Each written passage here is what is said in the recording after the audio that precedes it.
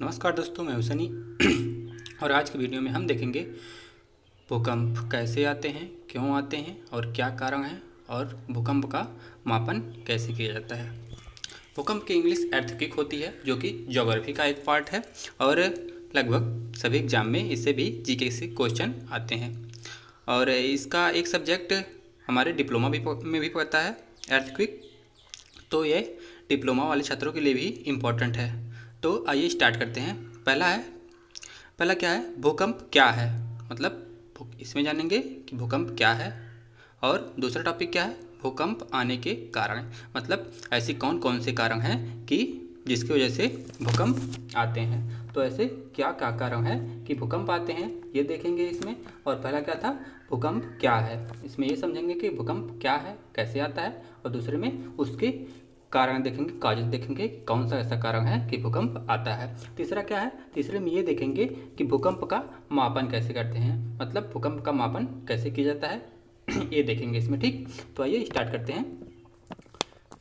सबसे पहले भूकंप क्या है। तो भूकंप क्या है, भूकंप इसका अर्थ क्या होता है, यह एक इसका अर्थ यह होता है कि पृथ्वी का कंपन, मतलब पृथ्वी जब पूरी तरह से हिल जाए, जब पृथ्वी पूरी तरह से हिल जाए, मान लीजिए ये पृथ्वी है और पृथ्वी में कहीं कंपन उत्पन्न हो रहा है, मतलब यहाँ से यह अर्थ जो है वो हिल जा रही है, कंपन हो रही है, तो उसी को ही क्या कहते हैं, भूकंप कहते हैं। ठीक, और जान लेते हैं और क्या होता है। यह एक प्राकृतिक घटना है, मतलब यह एक नेचुरल घटना है, यह एक नेचुरल की वजह से आता है, नेचुरल एक घटना है जिसकी वजह से यह आता है, जिसमें पृथ्वी के अंदर से ऊर्जा के निकलने से तरंगे उत्पन्न होती हैं। मतलब इसका क्या होता है कि जो पृथ्वी के अंदर जो प्लेट हैं, मतलब पृथ्वी के अंदर कई सारे ऐसे प्लेट हैं, मुख्य रूप से तो 7 प्लेट हैं, जो एक दूसरे से मतलब इधर उधर हिलते डुलते रहते हैं और टकराते हैं। तो उनके टकराने की वजह से ही जो ऊर्जा उत्पन्न होती है, उससे भी यह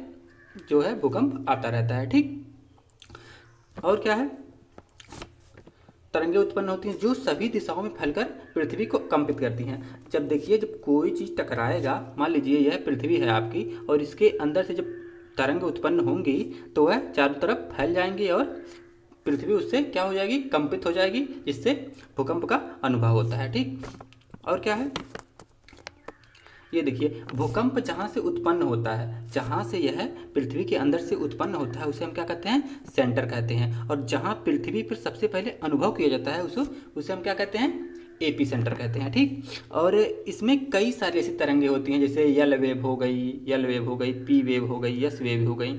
ठीक, तो ये सारी तरंगे होती हैं जो चलती हैं। यल तरंगे कौन सी होती हैं, वह लैंड तरंगे होती हैं, जो जैसे लैंड तरंगे वह हो गई, मान लीजिए एक तालाब है, तालाब के ऊपर जब आप ढेला मारते हैं तो उसके ऊपर जो तरंगे उत्पन्न होती हैं वो वही है यल तरंगे। ठीक है, अब देख लेते हैं कि भूकंप के कारण क्या है, कौन कौन से ऐसे कारण हैं जिसकी वजह से भूकंप आते हैं। तो भूकंप मेनली 2 वजह से आते हैं। कौन कौन से, नंबर 1 क्या है, मानव निर्मित भूकंप, मतलब मनुष्य के कारण जो भूकंप आते हैं उसे क्या कहते हैं, मानव निर्मित भूकंप कहते हैं। मतलब मानव की वजह से जो भूकंप आते हैं उसे मानव निर्मित भूकंप कहते हैं। ठीक, अब इसमें देखते हैं कि मनुष्य ऐसा कौन कौन सा काम करता है जिसकी वजह से भूकंप आते हैं। तो पहला नंबर 1 क्या है, निर्माण देख रहे हैं आज के समय में अंधाधुंध हो रहा है, मतलब सब जगह कंस्ट्रक्शन का काम चल रहा है, जिसकी वजह से भूकंप आते हैं। तो अब जानते हैं कि कंस्ट्रक्शन की वजह से क्यों भूकंप आते हैं। जैसे मान लीजिए कोई समतल प्लेस है, तो यहाँ पे क्या है, पृथ्वी जो है यह समतल प्लेस है और यह प्रारंभिक अवस्था में पृथ्वी अपने आप को संतुलित किए हुए है। लेकिन जब यहाँ हम कंस्ट्रक्शन कर देंगे, कंस्ट्रक्शन मतलब कोई निर्माण कर देंगे, तो क्या होगा, पृथ्वी का जो संतुलन है वह बिगड़ जाएगा। मतलब यहाँ पे जो भार है वो कम पड़ जा रहा है और यहाँ पे भार बढ़ जा रहा है। तो इसकी वजह से भी पृथ्वी क्या होती है, असंतुलित हो जाती है, जिसकी वजह से पृथ्वी में कंपन उत्पन्न होता है, जिसकी वजह से भी भूकंप आते हैं। नंबर 2 क्या है, नंबर 2 है परमाणु परीक्षण। प्रेजेंट टाइम में देखा जाए तो लगभग सभी देश, दुनिया में जितने भी देश हैं वह परमाणु परीक्षण कर रहे हैं। परमाणु परीक्षण क्या होता है, उससे इतना ज़्यादा ऊर्जा उत्पन्न होता है जो पृथ्वी को हिला देता है, उससे भी क्या होता है, भूकंप अनुभव किए जाते हैं। और लास्ट वाला क्या है, सुरंग निर्माण से भी भूकंप आते हैं। अब आप कहेंगे सुरंग निर्माण से कैसे भूकंप आते हैं? सुरंग निर्माण से भी क्या होता है, भू संतुलन की क्रिया होती है। मान लीजिए ये आपका पर्वत रहा, मान लीजिए आपका पर्वत रहा। अब प्रारंभिक अवस्था में क्या है, पृथ्वी अपने आप को किसी तरह से, यह पर्वत और यहाँ पे पठार आप मैदान कर लीजिए, पृथ्वी किसी तरह से अपने आप को संतुलित की हुई है। लेकिन जब हम पर्वत को यहाँ से काट के सुरंग बना देंगे तो यहाँ से जो इसका भार था वो हट गया ना, मतलब पृथ्वी अपने आप को असंतुलित कर लेती है, और जिसकी वजह से क्या होता है, पृथ्वी में कंपन उत्पन्न हो जाते हैं, जिससे भूकंप का अनुभव होता है। ठीक, और फिर क्या है, बांध का निर्माण। बांध का निर्माण क्या होता है, जैसे मान लीजिए कोई ये आपकी नदी है, ठीक, नदी बहते हुए जा रही है। अब अगर हम यहाँ बांध का निर्माण करके नदी के पानी को रोक दे रहे हैं, तो इससे क्या होगा, इससे यह होगा कि यहाँ पे पूरा आपका वाटर भर जाएगा, मतलब पानी भर जाएगा। इससे क्या होगा, इससे भी सेम वही क्रिया होगी, मतलब यहाँ जब वाटर भरेगा पूरा तो यहाँ का जो भार है पृथ्वी का वह बढ़ जाएगा, और यहाँ जब भार बढ़ जाएगा तो फिर से पृथ्वी असंतुलित होगी, और असंतुलित जब पृथ्वी होगी तो जाहिर सी बात है हिलेगी। अब आप यही जान लीजिए, मान लीजिए यह कोई प्लेट है, ठीक, अगर हम इधर ज़्यादा भार करेंगे तो यह इधर की तरफ झुकेगा नहीं, और झुकेगा तो ये हिलेगा। और जैसे सेम इसी तरह पृथ्वी भी है। जब इधर यहाँ हम पानी रोक देंगे, पानी रोकने से क्या होगा, भार बढ़ जाएगा, जिसकी वजह से पृथ्वी असंतुलित हो जाएगी और वहाँ पे भूकंप का उत्पत्ति होगा।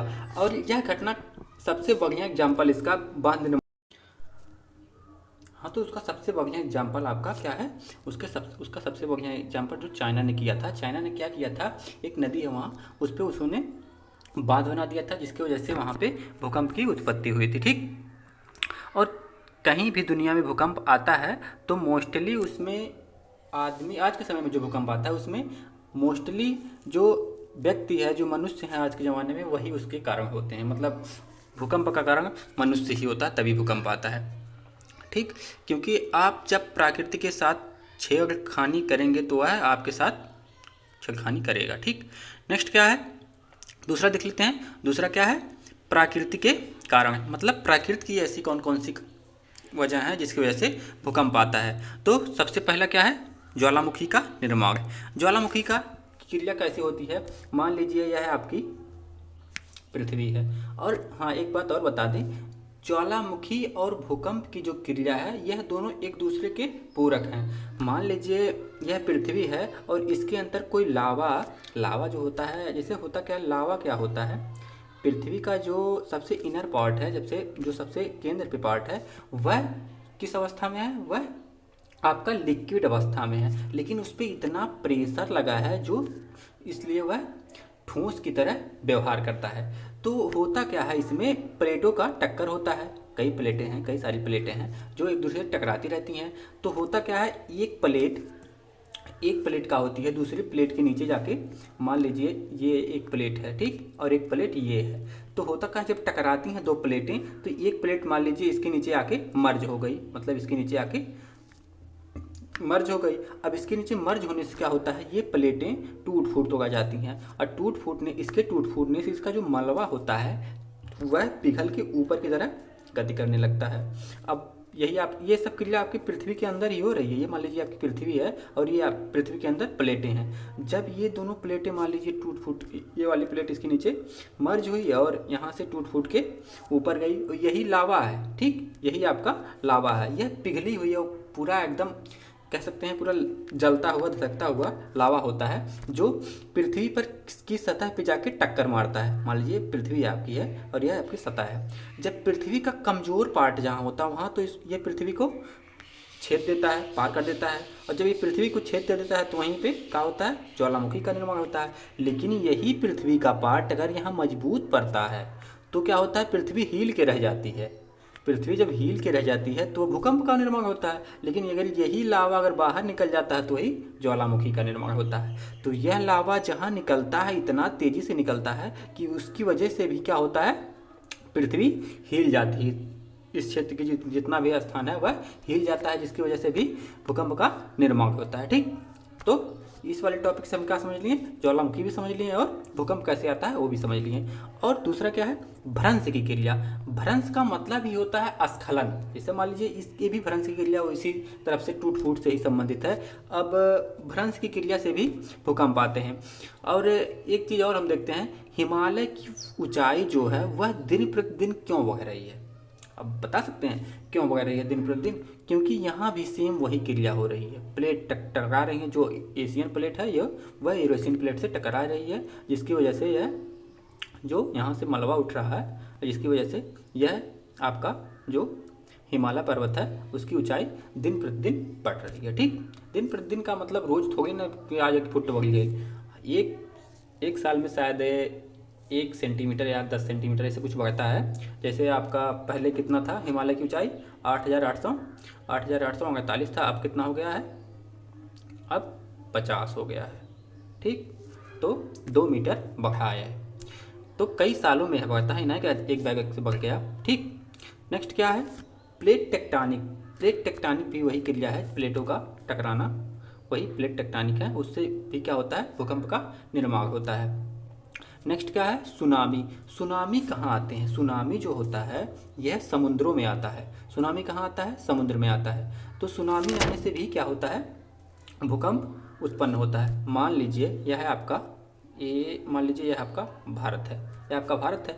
इधर क्या है, इधर बे ऑफ बंगाल है। ठीक, इधर बे ऑफ बंगाल है, इधर बे ऑफ बंगाल है। जब इस समुद्र में, इस वाले खाड़ी में जब सुनामी आएगी, समुद्र की लहरें उठेंगी, और जब यही समुद्र की लहरें उठ करके इस वाले तट पे जाके टकराएंगी तो क्या होता है, यह जो है तट पूरा तरह से हिल जाता है और क्या निर्माण करता है, वह भूकंप का इन क्षेत्रों में निर्माण करता है। ठीक, तो समझ गए ना, सुनामी धरती पे नहीं आती है, मतलब जो स्थलीय भाग है उस पे नहीं आती है, यह मोस्टली समुद्र में ही आती है सुनामी। ठीक, तो होता क्या है उससे, यह जाके तटीय भाग से टकराती है, जिसकी वजह से क्या होता है, भूकंप का निर्माण होता है। ठीक, नेक्स्ट देखते हैं, नेक्स्ट क्या है, नेक्स्ट ये है कि भूकंप का, नेक्स्ट टॉपिक क्या था हमारा, भूकंप का मापन कैसे करते हैं। तो भूकंप का मापन किस यंत्र से करते हैं, कैसे करते हैं और इसको कहते क्या है ये भी देखेंगे। तो भूकंप का मापन आघात की तीव्रता के आधार पर किया जाता है। आघात वह होता है, आघात का मतलब ही चोट होता है। ठीक, मान लीजिए आपका कोई प्लेस है, इस पे आप हथौड़े से कोई चोट मार रहे हैं, तो वह चोट कितने प्रतिबल का है, कितनी तीव्रता का है, उसी का मापन जो होता है वही क्या होता है, तीव्रता होता है। कितनी तीव्रता से इस पे आघात कर रहा है यह वाला हथौड़ा, उसी का मापन जो होता है वही क्या होता है, आपका तीव्रता होता है। तो जो भूकंप का मापन होता है वह तीव्रता मापन आघात की तीव्रता के आधार पे होता है। मतलब कोई चीज़ कितना तेजी से इस पर टक्कर मारा, उसका तीव्रता जो है, उसकी गति जो है, उसका मापन जो होता है उसी के आधार पर भूकंप का मापन किया जाता है। ठीक, अब तीव्रता क्या होता है, तीव्रता भूकंप के दौरान ऊर्जा के मुक्त होने से संबंधित है। यहाँ होने रहेगा, हो लिखा गया है। ठीक, जो तीव्रता होता है वह भूकंप के दौरान ऊर्जा के मुक्त होने से संबंधित है। मतलब होता क्या है, जब भूकंप आता है तो यहाँ से ऊर्जा उत्पन्न होती है ना, अरे वही बताया ना कि यहाँ जब यही ऊर्जाएं जब बाहर निकल जाती हैं तो ज्वालामुखी आ जाता है, और यही ऊर्जाएं जब पृथ्वी के अंदर रह जाती हैं तो वह क्या होता है, भूकंप का निर्माण करता है। ठीक, और इसका मापन किस पे किया जाता है, मापन देख लेते हैं। इसका मापन जो है, भूकंप की तीव्रता का मापन रिएक्टर स्केल पर किया जाता है। ठीक, किस पे किया जाता है, रिएक्टर स्केल पे किया जाता है। रिएक्टर स्केल किसी तरह का कोई एक यंत्र होता है जिसपे मान अंकित होते हैं 1 2 3 4 5 करके। ठीक, तो इसका मापन रिएक्टर स्केल पे किया जाता है। यह कई बार क्वेश्चन पेपर में आए हैं ये वाला कि भूकंप का मापन किस पे किया जाता है। तो भूकंप का मापन किस पे किया जाता है, रिएक्टर स्केल पे किया जाता है। और ये वाला क्वेश्चन जो आप दिख रहे हैं, इस स्केल पर जो एक रिएक्टर स्केल होता है, इस स्केल पर भूकंप की तीव्रता 0 से 10 तक होती है। यह सेम टू सेम क्वेश्चन यही एसएससी सीजीएल में इस बार का क्वेश्चन आया हुआ है। मैं भी पेपर दिया हूँ, तो सोजीएल का जो पेपर था उसमें 0 से 10 तक का जो अंक होता है वह अंकित होता है। ठीक, नेक्स्ट क्या है, नेक्स्ट यह है आमतौर पर 2.5 या उससे कम की तीव्रता का जो भूकंप होता है उसे महसूस नहीं किया जाता, लेकिन इसको यंत्रों द्वारा इसका पता लगाया जाता है। मतलब यह क्या होता है, जैसे पंखा थोड़े मोड़ा हिल गया, इससे यही सब होता है बस, बाकी पता नहीं चलता है। जब इसका मतलब मापन 2.5 से नीचे होता है, इतने का होता है, तो भूकंप का अनुभव आमतौर पे हम लोग नहीं कर पाते हैं, ठीक। लेकिन इसका मापन हम लोग उससे यंत्र से भी कर लेते हैं, और जो आपके जानवर हैं वो भी इसका पता लगा लेते हैं, ठीक, उनको भी इसका पता लग जाता है। नेक्स्ट क्या है, 5 से अधिक तीव्रता वाला भूकंप अत्यंत विनाशकारी होता है। मतलब अगर रिएक्टर स्केल पर आपका 5 तीव्रता वाला कोई भूकंप आया है या उससे अधिक आया है तो वह अत्यधिक विनाशकारी होता है, इसमें अधिक हानियां होती हैं, अधिक क्षति होती है, ठीक। नेक्स्ट क्या है, नेक्स्ट यह है 8 से अधिक तीव्रता का भूकंप आने की संभावना बहुत कम होती है। मतलब रिएक्टर स्केल पे जो 10 तक का पैमाना होता है, 8 तक का जो भूकंप है वह आने की संभावना लगभग ना के बराबर होती है, ठीक। तो यह रहा पूरा भूकंप क्यों आता है। इस वीडियो में हम देखें भूकंप क्या है, भूकंप का मापन कैसे करते हैं, भूकंप के कारण क्या क्या हैं, ठीक। तो वीडियो अच्छी लगी हो तो लाइक करें, चैनल को सब्सक्राइब करें एंड शेयर करना ना भूलें। धन्यवाद।